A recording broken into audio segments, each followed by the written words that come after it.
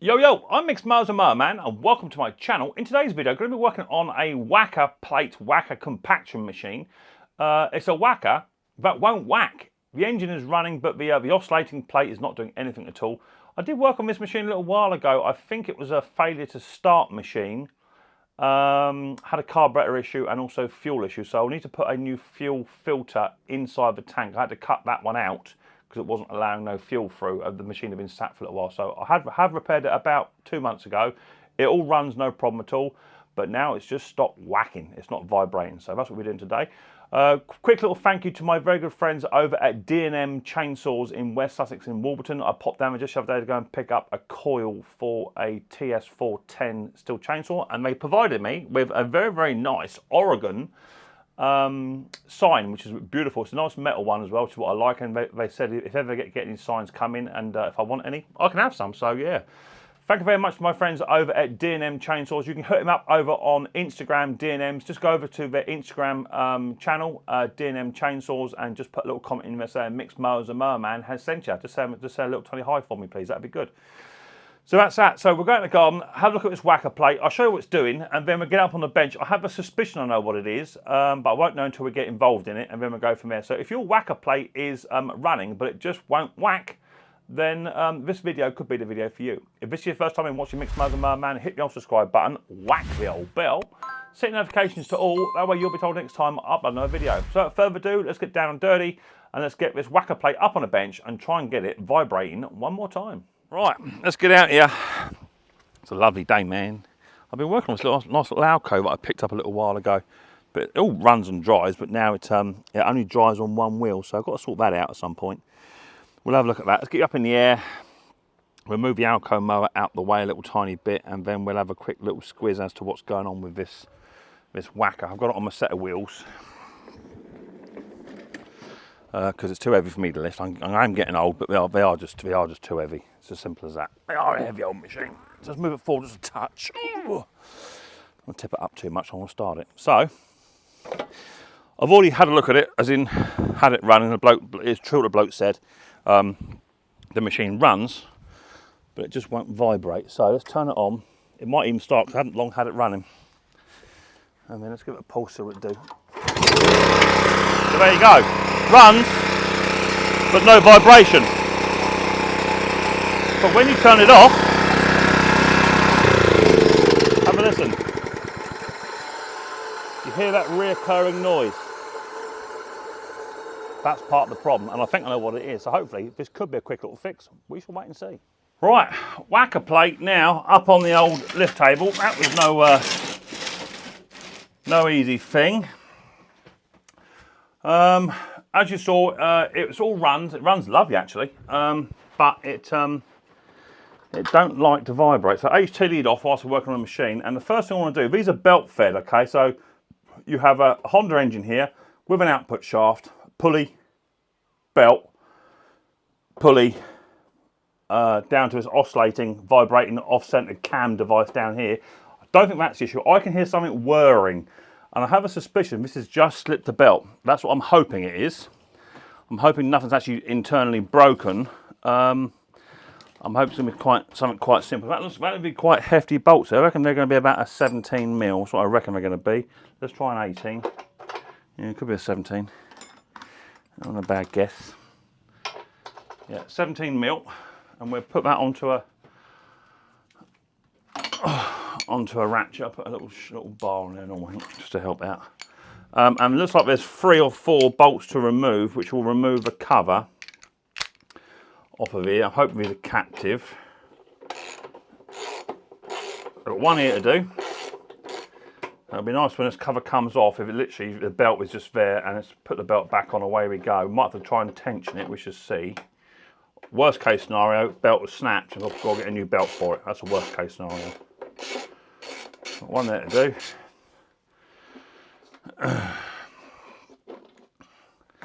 And then one up the top to do also. I think that's it. There's none around there. That will remove the belt, and that will give us a good inspection port to see what's actually going on. So let's have a little look. belt has snapped. There it is, and it's probably snapped because there was a stone. There's 2 stones and a snail. Let's get rid of the snail. This stone here, that was up inside there. So what's actually happened, the stones managed to creep in and have a go at the belt. So the belt is snapped. I don't have a belt for that. That's quite a heavy duty belt. And as always, there's no numbers on there. So I need now need to order a new belt for it.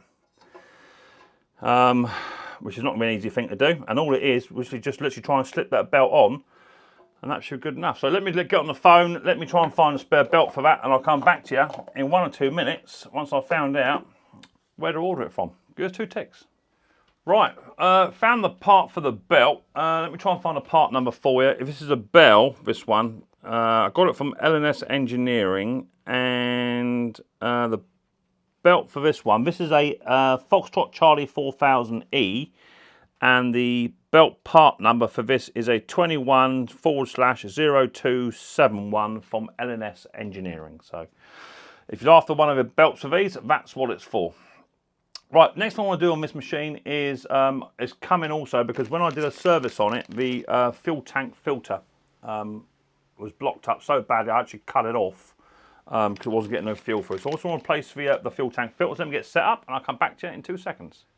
So this should be quite simple enough. Now, it's going to be a bit difficult to move this around because they're not the lightest of machines. I think it's a 10mm needed first.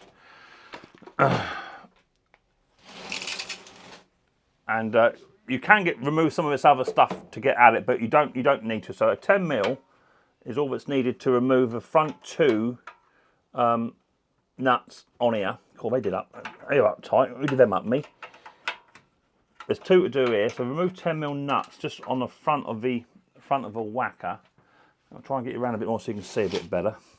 Just literally where the tank bolts onto the housing.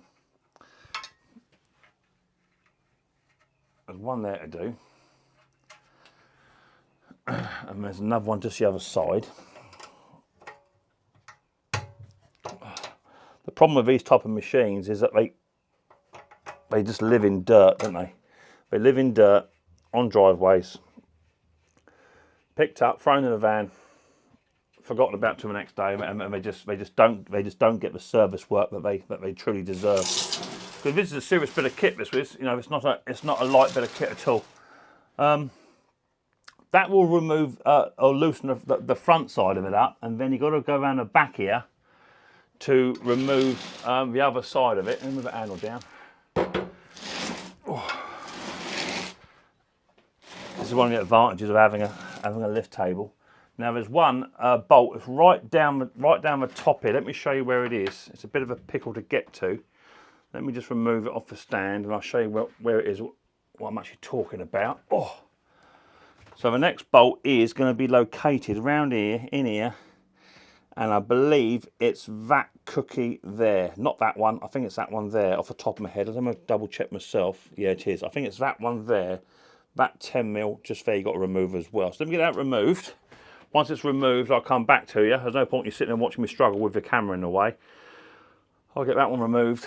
I'll come back to you in 2 seconds. Okay, with that bolt now removed, so you've got two nuts on the front to take off and then 1 bolt at the back. It was a bolt slightly to the left of the machine, not the one in the centre, okay? So it's a slightly longer one. And now the tank should pretty much lift off.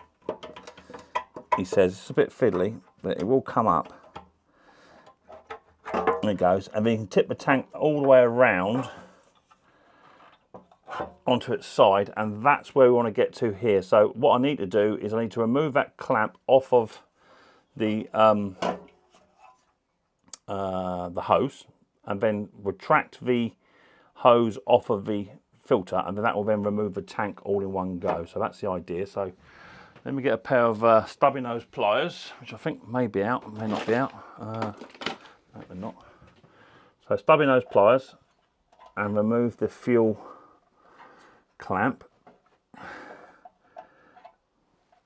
off of there, and then I can remove the fuel hose, block the fuel line off, and retract the tank out of the machine. Tip that up, and we'll go from there. So let me get it now realigned, bit tidied up, and I'll come back to you in 2 seconds. Right, so we've now got the tank off the machine. What I want to do is I want to take some of this fuel out. There's a little bit of fuel in here. I don't know how much fuel's in mine. Let's have a little look. There's a little bit in there. Let's just tip that up and have it out that way. That'd be a bit quicker.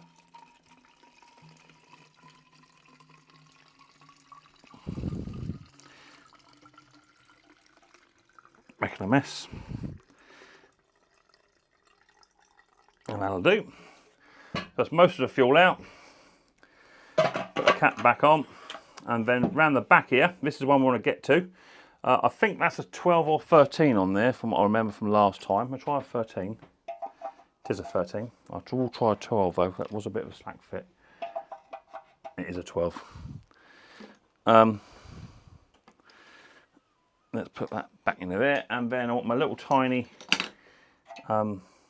ratchet. And I'm just going to undo that one. It's just a screw fit. It's nothing tough. But I said to a bloke, because it had a dirty carburettor, when I took it out, I had to cut the filter off because that was completely bunged. Didn't have one in stock, so I have now got one.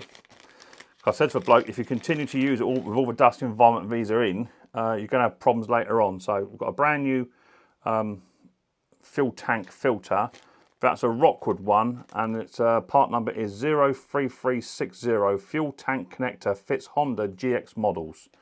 All right, so all you want to do then is just get this one, slide that in. I like to put a little tiny bit of white grease on there because it is plastic to metal. A little tiny bit of white grease. It's not going to hurt it. And just try and start that off. Now, you want to get it right because you don't want to cross thread it. So just take your time putting it back in. And it's got an O-ring on the back of it. And then you bite it down, but just remember you're going plastic to metal, so you don't have to go super hard. As long as it's on there tight, that would be plenty good enough. So that's the old one that I removed, which is no good. And it did the job. It got them out of a pickle, but I wanted it straight back in as soon as possible because I need to make sure we get no dirt going into that carburetor again. So I may just drop the carburetor bowl off and just clean the bottom of the bowl out, just in case he has inherited any dirt in there in the 2 or 3 weeks it's been away. So next thing to do is to fit that back onto the machine, and then we'll go from there. Right, so we're now ready to refit the fuel tank assembly back on, and what we've got to do is just wiggle it into place, and we're going to connect the fuel hose up first. I've got a bit of fuel coming out the top of the tank, just where there's been a bit of residual fuel. That's no drama. It is a bit fiddly, guys. I can't show you everything because obviously space is very, very limited. So let me get a pair of stubby nose pliers. Just want to make sure that fuel hose is well on where it needs to be. There it goes. Get the fuel clamp.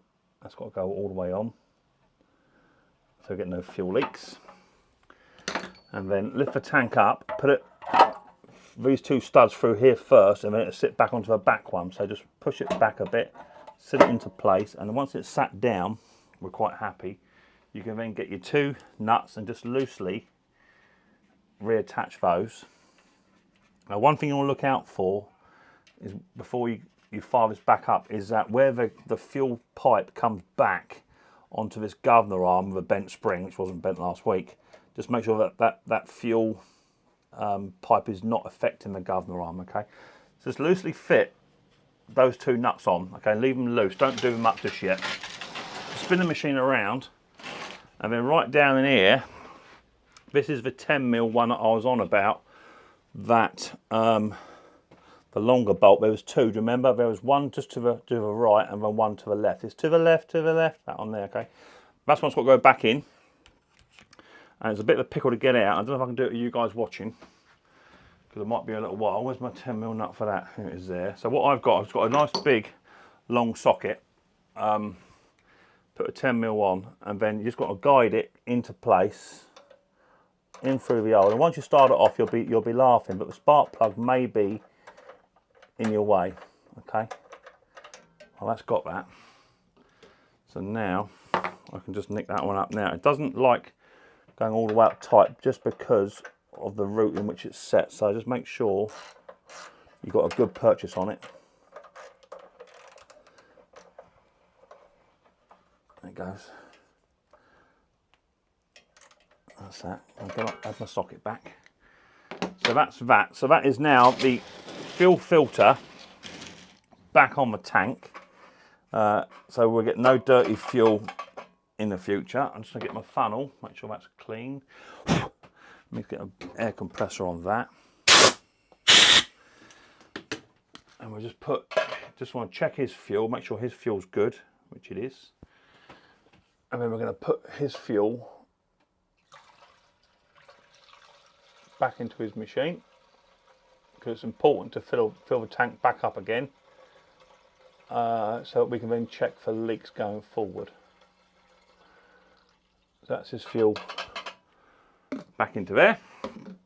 Put his fuel cap back on, and as I say, just as a caution, all I'm going to do is just going to remove the carburetor bowl nut, the bottom one. Just going to crack it, just so I can confirm there's been no debris have come on down. So let's just go around this side here, and just by cracking this little tiny 10mm. Where's my rag? I had a rag here earlier on. Raggy doll, there it is. Let's just put a rag down there, and all I want to do, I want to turn the fuel off, which I can't because the fuel off tab has been butchered on the carb, so it wants a new fuel tap as well, which is rather annoying. But I should be able to get around there and just turn that fuel off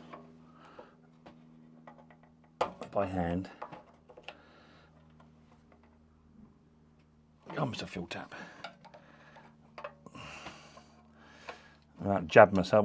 Watch me jab myself right in the hand. I'll end up in A&E. There it goes. So I'm just turning the fuel off. That's it, fuel is now off. And then I can then just get hold of a 10mm. I'm going to hold the bowl and literally just want to crack that 10mm off, just to make sure that if I did get any fuel, any dirt in the fuel, we can just get rid of that. So I'm just going to drain the bowl out. That should stop. Quick little look, yeah, look, see, look, there's been no filter in there. That's cleaned just 2 weeks ago. Right in the top corner there, look, there's already grit and stuff already in there. So that's the reason why I wanted to do that. So quick little clean. It's only just a bit of dirt in there, but that's the direct result of having no filter. And that's going to put that straight up into the jet, just to clean up any fuel that is in there, and a quick blast around up in there. It just saves the bloke coming back in 2 weeks' time to say, you know, that Wacker you repaired, it's leaking again, or it's not starting. So just gives me a bit of peace of mind.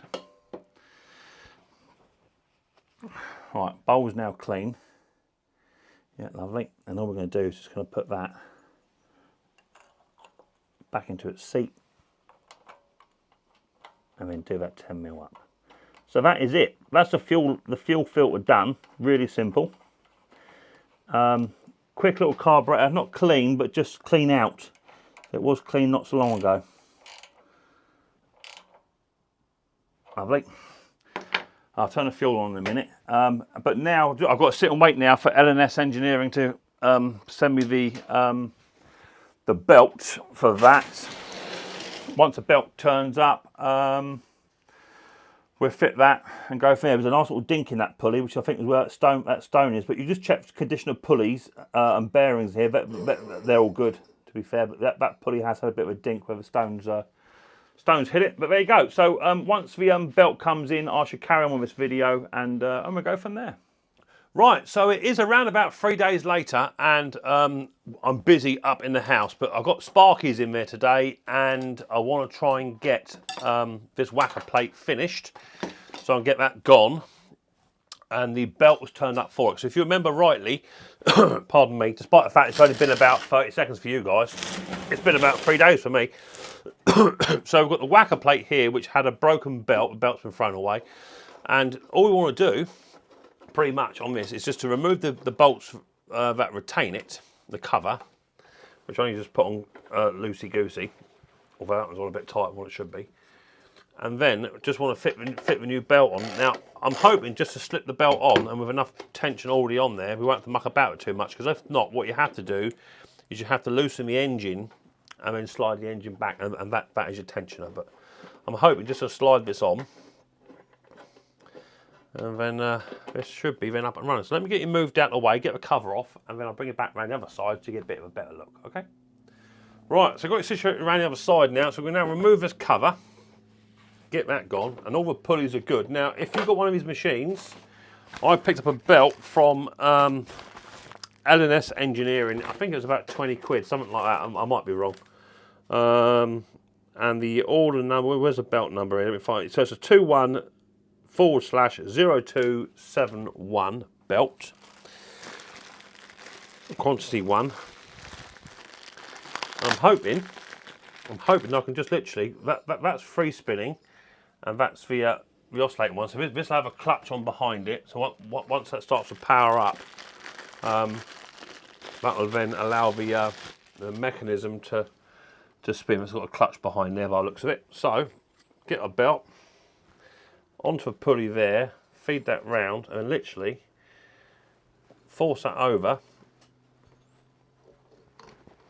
like that, and that is it. Plenty of tension on there. That sits really beautiful. And then it should be a question, then literally just put the cover back on, make sure there's no stones in the way. But that's what caused this issue, is the stones had crept up. I think it crept up just inside here. But the bushes look good, that's good. So now we can just slide that back on top, get a good fit, because you don't want any more stones coming up in. All right, going on there to make us, there you go, all right, that's better. Then we've got our 3 or 4 bolts, 3 bolts here. And that should be the back of the old Wacker packer. So what I now do, as I say, if you want to tension these, you have to just loosen the engine studs, and then just rotate this back. There's a slide mechanism on them.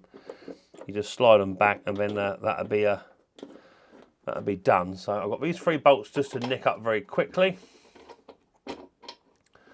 And then I'll get this dragged outside, find my trolley wheels, so I'm not carrying it because it's too heavy. I'm getting too old, and I'm not going to do my backing. So I'll get this nicked up, and then HTD back on, and then we're going to fire it up, and hopefully it'll start, run, and whack as well. Because had the filter put on the fuel tank as well, so it should be all good to go. So let me get this nicked up very quickly. I'll come back to you, and I'll meet you outside in 2 shakes of a tail. Right, so now we should be in a situation where the Wacker is now fixed. With a bit of luck. So beforehand, it was all running, but it wouldn't actually whack. So now, I'm hoping it'll whack. Let's turn it on. Choke. And it should fire straight up, and then should vibrate.